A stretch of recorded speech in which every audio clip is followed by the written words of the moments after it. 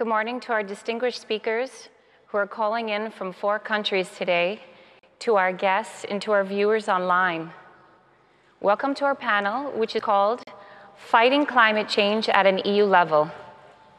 Today, we're going to talk about the EU's new 2030 targets, getting to net zero by 2050, and the EU policies, programs, and climate law that are designed to make this possible. We will also hear what central banks and financial institutions and the insurance industry can do to help these goals, discuss the twin digital and green reform, and review the challenges and opportunities for Europe and Greece while making the energy transition. So now I'm very excited to introduce our prestigious speakers today. Today we have joining us Mr. Mauro Petriccione, Director General for Climate Action from the European Commission. We have MEP Maria Spyraki. She's from the group of the European People's Party, joining us from the European Parliament today. We have Ms. Danae Kyriakopoulou, joining us from the United Kingdom. She's the Chief Economist and Director of Research, Chair of Sustainable Policy Institute at OMFIF. We also have Mr. Ernst Rauch, Chief Climate and Geoscientist from Munich Re Group, which is one of the largest reinsurance companies in the world, who's with us from Germany. And last but not least, we have former Minister of Environment, Energy and Climate of the Hellenic Republic, Yannis Maniatis. So welcome, good morning to everybody. Morning. Morning. Good morning. So I would like to get started with our first speaker of the day, Director General Mauro Petriccione. Director General Mauro Petriccione is from DG Climate, and he leads the Commission's efforts to fight climate change at the EU and the international level. The key mission of DG Climate is to formulate and implement EU climate policies and strategies so that the EU can turn into the first climate-neutral and climate-resilient continent by 2050. Mr. Petriccione, you have the floor. Thank you very much, and thank you very much for inviting me to this forum. It's very exciting. Look, science is giving us a worse and worse picture of what's going to happen to the world if we don't stop climate change. The good news is science also tells us that we can stop climate change and gives us a timetable. That's where the net zero objectives come from. The world has to be at net zero emissions as soon as possible after mid-century. But developed countries have to lead the way. And that's where the European target of net zero 2050, what we have called climate neutrality, comes from. And we are finally on the way to inscribe that in law. The European Parliament and the Council have found provisional agreements on a climate law that sets into a binding objective this 2050 date. So we are doing our part. But what does that mean in practice? In practice, that means a very deep transformation of our society, transforming everything: clean energy, clean mobility, a different way to use our land, and a different way to have an industrial society. But at the same time, this has to be an agenda for modernization, for growth, an agenda for prosperity. We cannot propose an agenda of sacrifice and being credible with our people. I think that's what the Commission is proposing, and that's what our leaders have endorsed already in 2019. Now, to make 2050 happen, action has to happen now. Action in terms of targets, and we have proposed, and we will have legislation proposed in a couple of months' time on how to arrive at a cut of 55% of our emissions by 2030. But it also means investment, massive investment in technology, in infrastructure, in production techniques, in things, but fundamentally investment in people, investment in their skills, in their ability to adapt to the world, to new jobs, to a new society, but also investment in equity, investment in not leaving anybody behind, because again, a transformation of this caliber can only be done bringing all parts of society with us. And we hope and trust that with this, we'll be offering the world a working model on how a society can transform itself and contribute substantially to stopping climate change. Thank you. Thank you. Thank you very much for your introductory remarks. Now I'd like to go to our second speaker, MEP, Ms. Maria Spyraki, who's today contacting us from the European Parliament. And I'd also like to note at this point that she's also the rapporteur of the new portfolio on the EU's methane strategy. Mrs. Spyraki. Thank you. Thank you for the invitation. Thank you for having me in this high-profile debate. I would like to elaborate on two topics, and I would like to propose one proposal within 3 minutes that I have available. To start with, I think that it is important for Europe and for Greece, for the member states that I represent here in the European Parliament, an ambitious climate law accepted by the widest majority of the political forces we can conclude. And it is a very important step forward to this direction, but the Greek Prime Minister Kyriakopoulou has already said yes to the proposal of the leader of Kinal, Yannis. In this regard, this kind of level political agreement establishes a concrete basis for political consensus on how Greece, not only as an economy but also as a society, can have a holistic transition through the Green Deal and can have a complementary policies and initiatives in order to address the Green Deal targets. That's why I think I would like to use the example of Germany, which is one of the best practices that I would like to demonstrate in this issue, the example of Germany to Energiewende, which was a political decision with wide consensus and very high acceptance, public acceptance. The councillors, 3 councillors, Helmut Kohl, Gerhard Schröder and Angela Merkel, representing also different coalitions in the government, worked for the same scope, which is the energy transition. And now, today, Germany is ready to accept a very ambitious climate law, setting the target of decarbonization in 2045, 5 years before the Commission. It is of paramount importance to follow best practices. And by saying this, the second topic I would like to focus on is the implementation on the ambitious climate agenda that we are adopting here in Brussels. In Greece, we have huge potential of adapting this agenda. And in Greece also, we have a Prime Minister, Kyriakos Mitsotakis, who is very committed to the scope of climate change, of tackling climate change, and committed to the scope of energy transition. That's why Greece is one of the front runners in decarbonization, starting with shutting down the old-fashioned lignite plants by 2023 and having a non-lignite energy mix by 2028. We need predictable and also credible environment for the investments, and we need this kind of environment not only in Western Macedonia and in megalopolis, which are the areas under decarbonization and on which we are waiting the incentives when it comes to the Commission, but also to the whole Greece in order to have investments based on the industrial tradition in this area. And by saying this, I would like that it is important to say that we have to streamline the implementation and the regulatory certainty when it comes to the framework of renewables, because as you all know, investors need the framework on how they will invest for, and they need also predictability.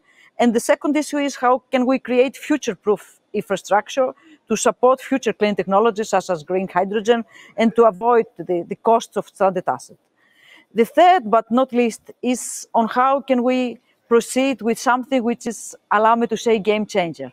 And in this regard, I would like to propose publicly to the Greek government to proceed with green public procurements. I think it is one of the cases that it will change the narrative for Greece in the financial markets and in the global market. And it is also very important because now the direction is how can we produce green material and green services. By introducing green public procurements in Greece, we will change the game. And we will change the game not one-off, because it is important to know that we can do it starting with the percentage and going and conclude it with 100% of green public procurement. But it is important to lead the way. And as we are front runners in decarbonization, it is now the time and the opportunity to become front runners at the European level concerning green public procurements. Once again, thank you very much for the invite, and I'm at your disposal for the questions. Thank you. Thank you very much, Mrs. Spyraki. Now it's time for our third speaker, Mrs. Danae Kyriakopoulou, who has been doing a lot of work recently on the role of central banks and different financial institutions and how they can contribute to fighting climate change. Mrs. Kyriakopoulou, you have the floor. Thank you and good morning. Climate change is the biggest existential threat we are facing. It will have very big implications for the financial system and the economy. And the governments, the legislators are in the driving seat in terms of fighting this. And we've heard from the Commission, we've heard from the European Parliament. But central banks also have a very important role to play. So central banks look at the development of prices, of the economy, and they need to incorporate the effects of climate change into their models, into the way that they assess and react to economic conditions. So that's the first thing that they can do. And it's not very easy because their models are based on a very short-term basis. They're not used to having long-term factors questions where there are thresholds that are passed. So that's the first thing that they're doing. The second is to protect the financial system from the implications of climate change. So if we think, for example, of a Greek bank that has in its portfolio mortgages in an area that are now subject to more natural disasters or more gradual changes of climate, that is a risk for the bank. And the regulator has to work with the bank to see how are you addressing that risk on your portfolio? What are you doing? It's also a risk of financial stability in terms of the changes that will come as a result of government changes. So if a bank, a Greek bank, is holding in its portfolio a coal producer, a coal factory, or has shares in a coal industry, and the Greek government puts in place a law that has an effect in that industry, then the bank again will face a risk. So the central bank has to work with the bank to protect the financial system. And the third role is also through their own operations to support or at least not actively oppose the transition that the governments are driving, because central banks are public institutions that are accountable to the public and they cannot be going against. So in the case of the EU, the European Central Bank has a very large quantitative easing program where it's buying corporate bonds. It's part of its program to buy corporate bonds in Europe. Some of these are in carbon intensive industries. And at the moment, there is a bias towards these industries because of the way the market is set up. So there is a point to how do we change own operations of central banks to align with that transition. Now, I think there are people who are saying central banks are being very active in this and it's not your job. Why are central banks involved in climate change? There are also people who are saying you're not acting fast enough and you're not doing it well enough. So I think between those two, it's very important for them to think how quickly can they move. And a useful example is also if we think back to the financial crisis over 10 years ago, where there was an issue with housing and there was an effort to make housing more affordable. And at that point, when rules were relaxed, it made the market more risky. And we ended up with a subprime mortgage crisis and the financial crisis. So a lot of central bankers are now being a little bit more cautious because green does not necessarily mean risk-free in the same way that mortgages back at the time of the crisis, even though socially it's a very welcome and a very important good to provide to society, it led to a financial crisis. So we should also be careful to avoid so-called greenwashing, where we put a lot of emphasis in supporting the green markets, but the transition happens so quickly that some sectors are destroyed very fast and the transition doesn't happen in a smooth way and we have a financial crisis. So I think it's important to think about the timing of the actions as well. Thank you. Thank you. Thank you very much for your thoughts, Mrs. Kyriakopoulou. Now it's time for our fourth speaker, Mr. Ernst Rauch, who, as I mentioned earlier, is joining us today from Munich Re Group in Germany, one of the world's largest reinsurance groups, which has also published extensive reports lately on climate risk. Mr. Rauch, you have the floor. Thank you very much, and a very warm welcome here out of our headquarters in Munich, Germany, and thanks for having me here on this distinguished panel. As a private sector reinsurance company, our business model is built on 3 pillars: understanding risk, measuring risk, that means quantifying and ultimately managing risks. And actually on climate change, we started in the 70s as a company managing risk, we have to collect data and do our risk management practices built really on sound data. If I could have my slide, please. My first slide, please. And that illustrates the development of losses from natural disasters within the European Union. I'm not going too much into detail. What you can see here on this slide is over the last 40 years, and that's typically the time frame we can look at with our data, you see an upward trend. It's not a very steep one, but it's an upward trend in terms of losses from natural disasters.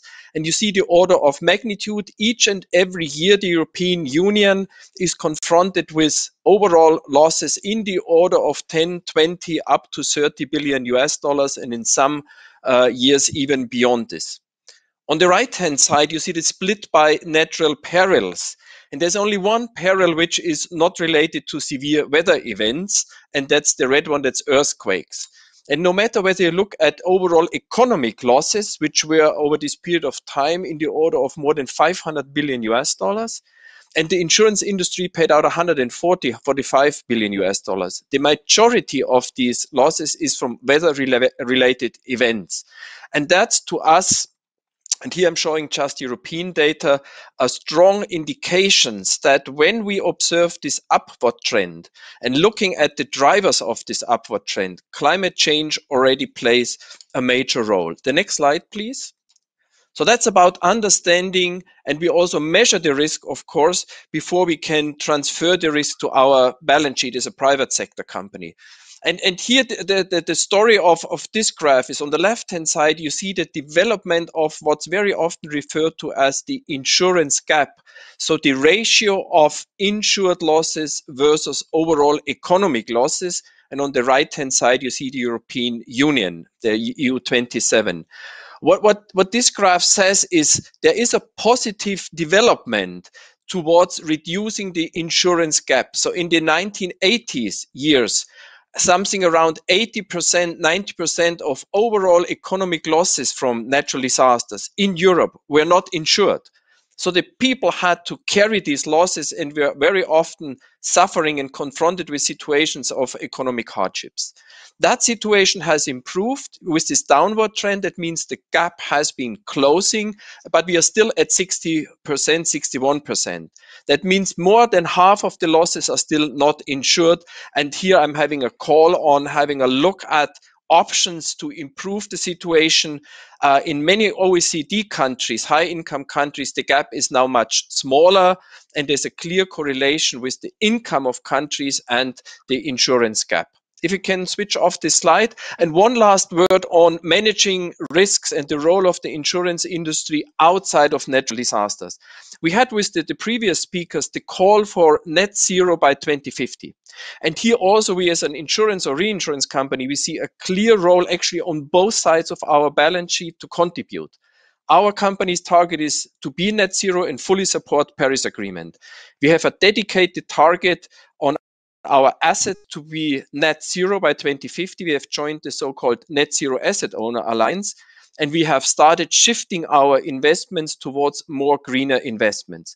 But what is less known is that on the liability side, so with respect to insurance product, we also as an industry can help making investments into new technologies by de-risking these technologies.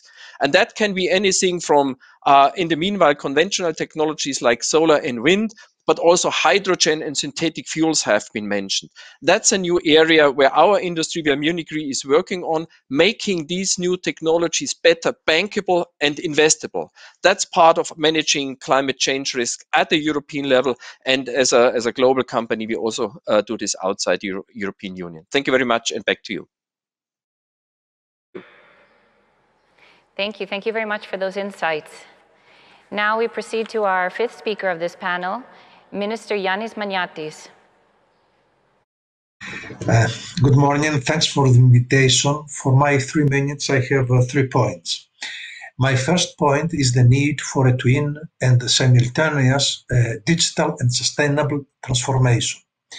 The decade of 2010 was marked by the rapid and extensive digital transformation of businesses and the public sector. The decade of 2020 is now determined by public and business changes based on sustainability. This twin transformation is the key to success both in recovering from the crisis and in building a competitive advantage for the future. Just as the double helix of DNA with its helical structure supports reproduction, adaptation, and growth, in the same way, companies that simultaneously integrate digital innovation and sustainable practices into all of their operations are 3 times more likely to be global leaders. My second point is the Recovery and Resilience Facility. The Greek Recovery and Resilience Plan aligns its actions with the well-known structural and long-term needs of the Greek economy towards a more resilient, fair, inclusive, and sustainable development model.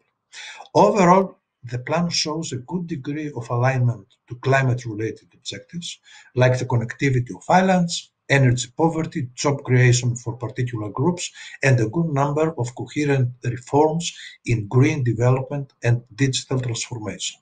But more attention, I think, should be given to circular economy, to coastal areas, to issues related to weather phenomena like wildfires and floods, and to some measures that will be effective in more developed areas, thereby indirectly widening the economic gap with the less developed areas. And my third point is what I call the elephant in the European energy room, which is heating and cooling. Heating and cooling is 3 times bigger than power, consuming 51% of the total final energy consumption. Renewable heating and cooling has 2 basic characteristics. The first one, it is a European-driven renewable technology that with a cost of just 1,000 euros saves the same amount of CO2 with the CO2 saving of an electric car that costs around 30,000 euros, while producing the same amount of megawatt hours per year as a photovoltaic system, but with half of taken area.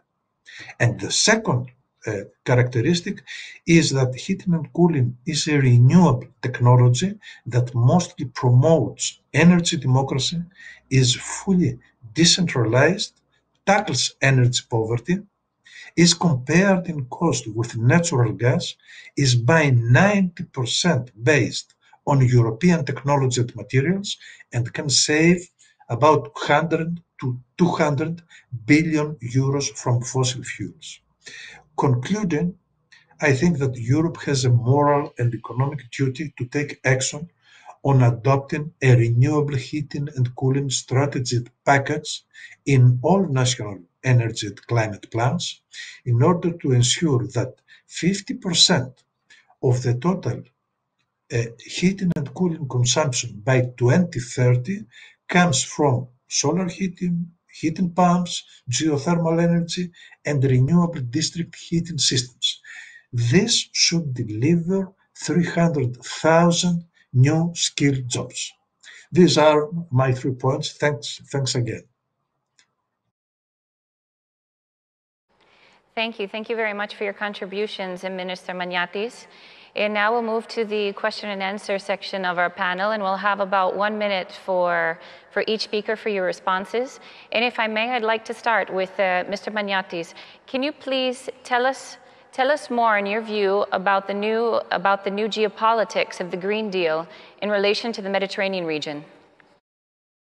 Yes, you see, Europe needs to stop, first of all, to stop European companies from moving to countries with less stringent environmental regulations, thereby creating the well-known phenomenon of carbon leakage by applying a carbon tax adjustment mechanism in the European borders for concrete imports of specific goods and commodities.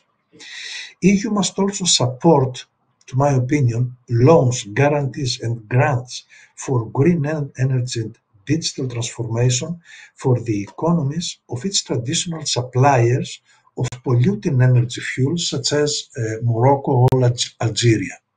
Otherwise, instead of a smooth, democratic, and fair digital and energy transition, there will be an uncontrollable course which will increase inequalities with consequent waves of migration, social unrest, and civil wars.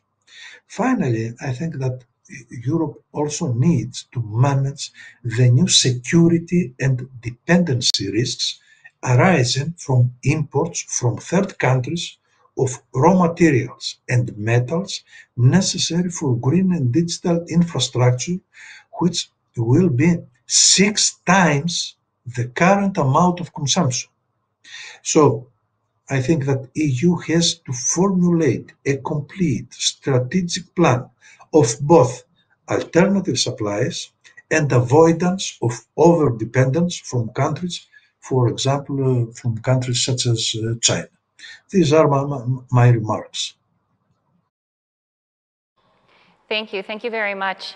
Now, picking up on the threads of geopolitics and partners throughout the world, I would like to go now to Director General Mauro Petriccione. There has been a recent change in leadership in the United States, and I would like to ask your view. What does the new approach of the United States mean for global climate leadership, and what are some of the key challenges and opportunities for Europe within this new context? Thank you. It's a recent and very welcome change, especially for climate policy and for, well, perhaps not only for climate policy, but particularly for this area. Look, I mean, Europe has been leading this exercise for decades now, and has been a matter of moral leadership, but also a matter of practical leadership. And you heard plenty of examples on this panel of what that practical leadership actually means. Changing our society and showing that we can have a society that works, that's prosperous, that's modern and clean. But climate change is a global challenge. It has become a cliche to say it's a race that everybody wins, but it's also a race where everybody needs to lead. And frankly, climate change, Europe, climate neutral alone may be good for us, but it's not good enough for the world. So having the United States back on the scene, back with a policy which is more ambitious, more forthcoming, more forward-looking than it was even 4 years ago, is very, very important.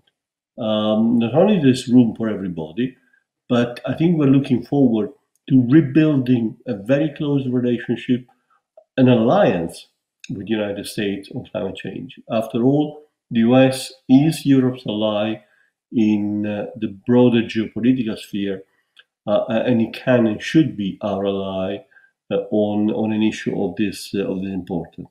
So not easy. It takes time because the US also needs to redevelop its domestic policies. You cannot have global leadership without a solid basis in showing what you're doing at home.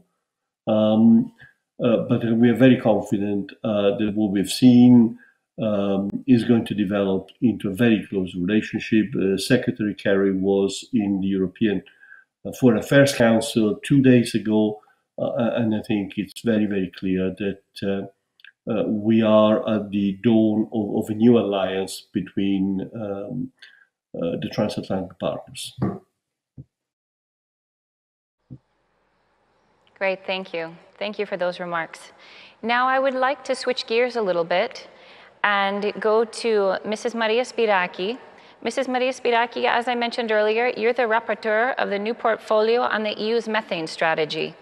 Normally when we talk about the climate crisis, we hear a lot about CO2, but I'd like you to tell us a bit more about this new portfolio, the role of methane in the agricultural sector and also in waste. Well, thank you. Thank you for the question, because I think that we are now opening a new chapter concerning how can we tackle greenhouse gas emission. And I have the honor to become the rapporteur on behalf of the European Parliament on the initiative of the Commission on methane strategy. We will try to tackle methane because methane is 84 times more hazardous than CO2, and it is one of the greenhouse emissions that we have to face. And there are 3 sectors that they are emitting methane. The first one is oil and gas sector. The second one is the agriculture, and the third one is the waste. Overall, we will try to manage the system by giving incentives to the agriculture sectors in order to start working with methane, in order to start not that's just stop reducing methane emission, but also using methane emission in order to have energy for their own farms. And also to the waste management, we are trying to do the same by giving also incentive in reducing methane emissions when it comes to the landfills. But allow me to say three words concerning the proposals that Mr. Maniatis has already put on the table. We are working hard on the renovation wave, and I'm also involved in this piece of legislation. Mr. Maniatis, the renovation wave is something wider. It includes also the issue of the heating and cooling systems, and it is something not for just having something like a renovation in our walls. It is something wider because it considers system and cooling system, it considers the quality of indoor air, it also considers the quality of the external environments, it considers the quality of living in the neighborhoods. So it is one of the greatest opportunities we have in order of having the energy transformation and tackling climate change. And I'm very proud to say that the Greek government has already said that they will provide more than 3 billion coming from the RRF, the Recovery and Resilience Facility, in order to have a huge renovation wave and in order to upcome the existing target, which is only 3% for the public buildings. We will proceed with this, and I think it's one of the quick wins that we can have in the EU level and also in the Greek level. Thank you very much, Mrs. Spyraki. So we have just enough time for one question for each of our remaining speakers. I'll start with Mr. Ernst Rauch. Now, you presented some very interesting data about climate risk. Can you please share with us, in your view, how can the public sector make better use of risk information and risk management knowledge? Well, most of this information about present hazard situations and forward-looking climate-related, pathway-related risks or so, most of this information is already used within the insurance industry, within the risk management industry, built on the foundations of science. And so public-private cooperations could help making these data more available and more transparent to the people. And then you only can sort of take actions once you have had a look at this data and using this data. So a call for public-private partnership, and the private sector already has lots of this data and information, and we are ready to share this with our partners.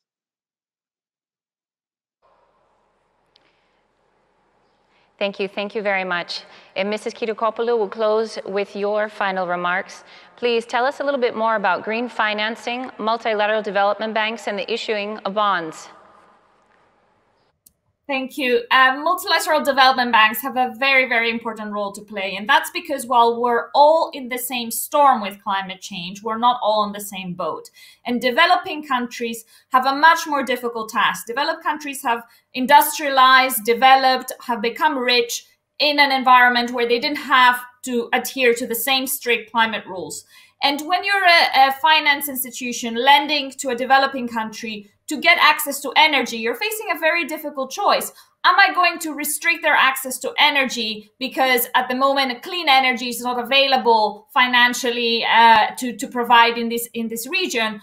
Or am I going to focus on the environmental impact? And that's where development banks and development institutions have an important role to play to make sure that developing countries can also take part in the transition without compromising on their growth and on their development objectives as well. And green bonds can be a very effective way to do that while protecting them from greenwashing as well, which is what I mentioned earlier. So development for the transition to be politically acceptable, it doesn't only have to be a green transition, it also has to be a just and a fair transition. Just and a fair transition. Thank you very much for your remarks, Mrs. Kyriakopoulou, and to all of the panelists. In conclusion, I guess a key takeaway from this panel can be that governments, international organizations, scientists, financial institutions, public and private sectors, as well as citizens, we must all be aligned to face the challenges of climate change, but also to embrace the many opportunities presented by this great global transition. So thank you again. I'd like to wish you all a good afternoon.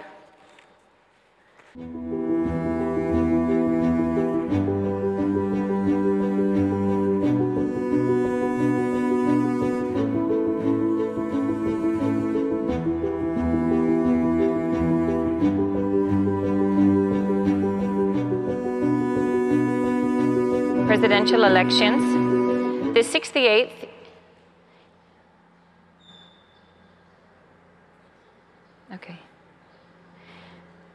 Now, it is with great honor that I present the next portion of our programming today on climate change. U.S. Special Climate Envoy John Kerry. Special Envoy John Kerry was a Democratic nominee in the 2004 presidential elections, the 68th U.S. Secretary of State, Senator and Lieutenant Governor of Massachusetts, Vietnam veteran, and much more. He has a decades-long track record of serving the American people. As Secretary of State under the President Obama administration, Special Envoy John Kerry signed the Paris Climate Accord in 2016 in New York. The U.S.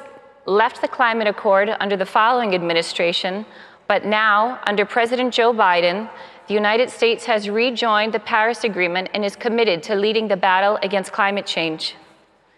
Now, as the first United States Special Presidential Envoy for Climate, John Kerry has repeatedly made a call to action to all countries, companies, actors, and citizens of the world to do everything possible to address what he calls an existential crisis, but also the greatest opportunity for economic transformation since the Industrial Revolution. Today, on the heels of the United States Leaders Climate Summit and ahead of this year's COP26, we are honored and grateful to have Special Envoy John Kerry's participation in the 6th Delphi Economic Forum through this important message.